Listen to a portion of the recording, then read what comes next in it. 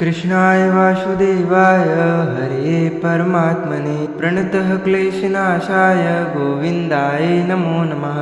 गुरुर्ब्रह्मा गुरुर्विष्णु गुरुर्देवो महेश्वरः गुरु साक्षात् परब्रह्म तस्मै श्री गुरुवे नमः। श्री अखण्डमण्डलाकारं व्याप्तनेन चराचरं तत्पदं दर्शितं येन तस्मै श्री गुरुवे नमः। जय जय श्री राधारमण जय जय नवल किशोर जय गोपी चित चोर प्रभु जय जय माखन चोर। मात मेरी श्री राधिका पिता मेरे घनश्याम इन दोनों के चरणन में मेरा बारंबार प्रणाम। बोले श्री लक्ष्मी नारायण भगवान की जय, श्री पुरुषोत्तम भगवान की जय, श्री राधे रानी सरकार की जय, श्री मोर मुगड़वंशी वाले की जय, श्री वृंदावन बिहारी लाल की जय। श्री पुरुषोत्तम मास महात्मा कथा अध्याय 18।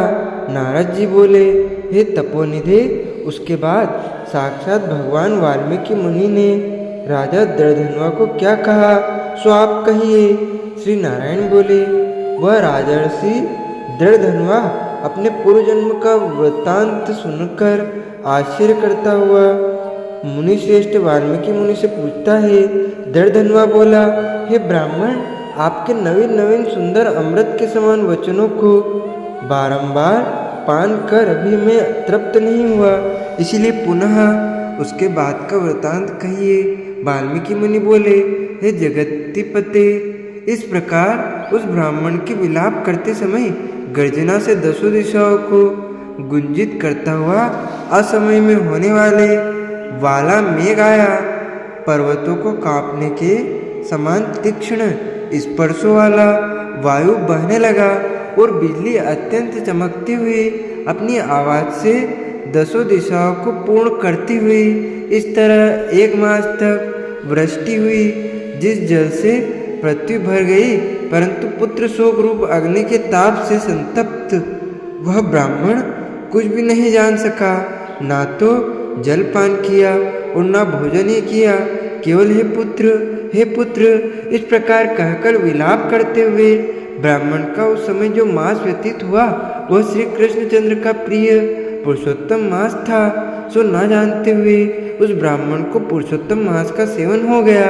उस पुरुषोत्तम मास के सेवन से अत्यंत प्रसन्न नूतन मेघ के समान श्याम वर्ण वनमाला से भूषित हरि भगवान स्वयं प्रकट हुए। जगत के नाथ हरि भगवान के प्रकट होने पर मेघ समूह गायब हो गया। उस ब्राह्मण ने पुरुषोत्तम श्री कृष्णचंद्र को देखा।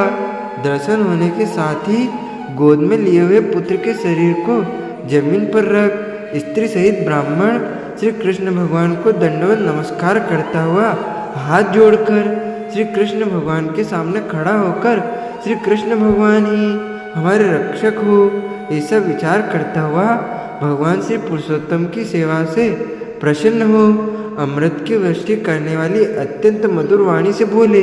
श्री हरि भगवान बोले, भोभो सुदेव, तुम धन्य हो, इस समय आप भाग्यवान हो। तुम्हारे भाग्य के वर्णन करने में त्रैलोक्य में कौन समर्थ है। हे वत्स, हे तपोधन, जो तुम्हारा होने वाला है उसको हम कहेंगे, तुम सुनो। हे ब्राह्मण, 12,000 वर्षों की आयु वाला पुत्र तुमको होगा। इसके बाद तुमको पुत्र से होने वाले सुख से संधि नहीं है।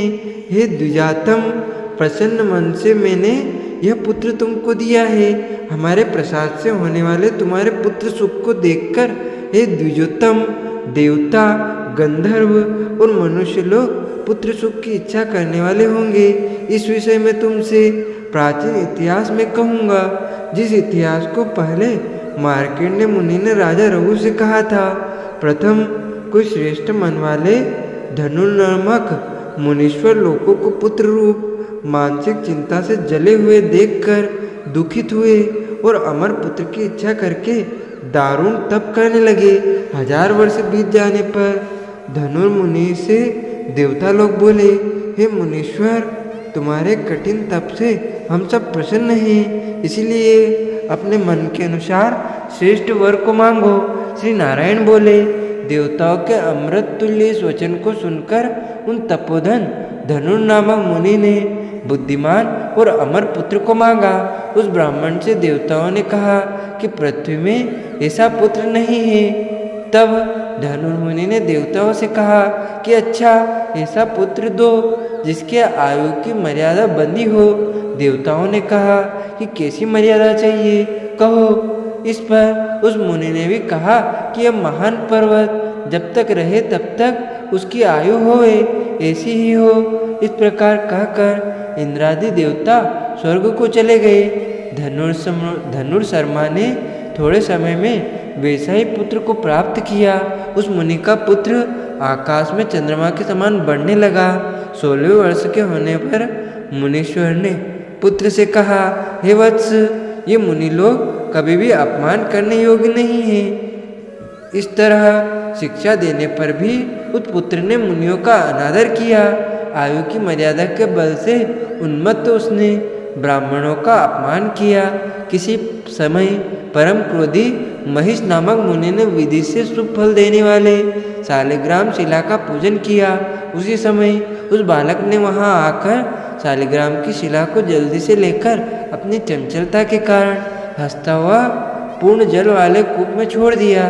क्रोध से युक्त दूसरे काल रुद्र के समान महिष मुनि ने उस धनुर्मुनि के पुत्र को श्राप दिया कि यह अभी मर जाए, परंतु उसे मृत हुए न देखकर मन में मृत्यु के कारण का ध्यान किया। देवताओं ने इस धनुर्मूर्ति के पुत्र को निमित्त आयु वाला बनाया है। इस तरह चिंता करते हुए महिष मुनि ने लंबी सांस ली, जिससे कई कोटि महिष पैदा हो गए और उन महिषों ने पर्वत को टुकड़ा टुकड़ा कर दिया। उसी समय मुनि का अत्यंत दुर्मद लड़का मर गया। धनुर्मुनि ने अत्यंत दुख से बार बार विलाप किया। बाद अनेक प्रकार के विलाप कर पुत्र के शरीर को लेकर पुत्र के दुख से अत्यंत पीड़ित हो सीता की अग्नि में प्रवेश किया। इस प्रकार हठ से पुत्र प्राप्त करने वाले कहीं भी सुख को नहीं पाते हैं। हे तपोधर, गरुड़ जी ने यह जो पुत्र दिया है, इसे संसार में तुम प्रशंसनीय पुत्रवान होंगे। हे अनग, मैंने प्रसन्न होकर पुरुषोत्तम के महत्व से इस पुत्र को चिरस्थायी किया है। यह तुमको सुख देने वाला हो। पुत्र के साथ सर्वदा गृहस्थ आश्रम के सुख को भोगने के बाद तुम ब्रह्मलोक को जाओगे। वहाँ उत्तम सुख देवताओं के वर्ष से 1000 वर्ष पर्यंत भोग कर पृथ्वी पर आओगे। इसे द्विजोत्तम, यहाँ तुम चक्रवर्ती राजा होगे। दर्दनवा नाम से प्रसिद्ध तथा सेना सवारी से युक्त हो 10,000 वर्ष पर्यंत पृथ्वी के राजा का सुख भोगोगे। इंद्र के पद से अधिक अखंड बल और ऐश्वर्य होएगा। उस समय यह गौतमी स्त्री पटरानी होएगी। नित्य पति सेवा में तत्पर और गुण सुंदरी नाम वाली होगी।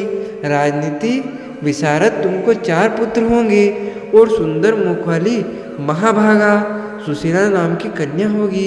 हे महाभागा, सुरों और असुरों को दुर्लभ संसार के सुखों को भोगकर तुम संसार रूपी समुद्र के पार करने वाले विष्णु भगवान को जब भूल जाओगे, तब हे विप्र, उस समय वन में यह तुम्हारा पुत्र सुख पक्षी होकर वट वृक्ष के ऊपर बैठकर वैराग्य पैदा करने वाले श्लोक को बार बार पढ़ता हुआ और तुमको इस प्रकार बोध कराएगा।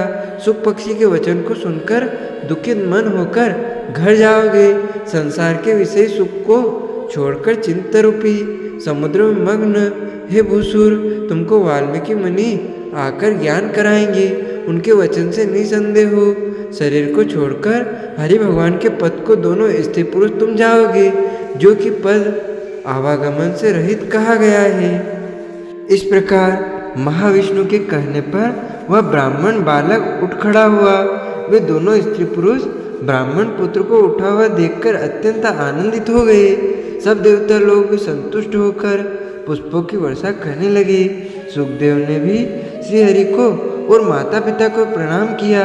उस ब्राह्मण पुत्र के साथ देखकर गरुड़ जी भी अत्यंत प्रसन्न हुए।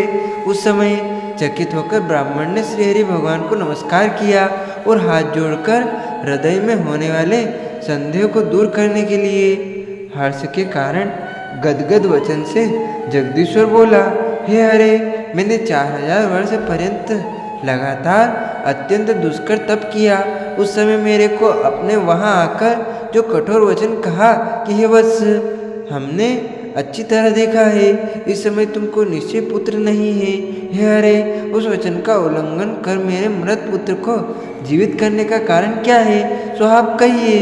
इति श्री ब्रह्मनारद पुराणे पुरुषोत्तम मास महात्म्ये अष्टादश अध्याय पूर्ण।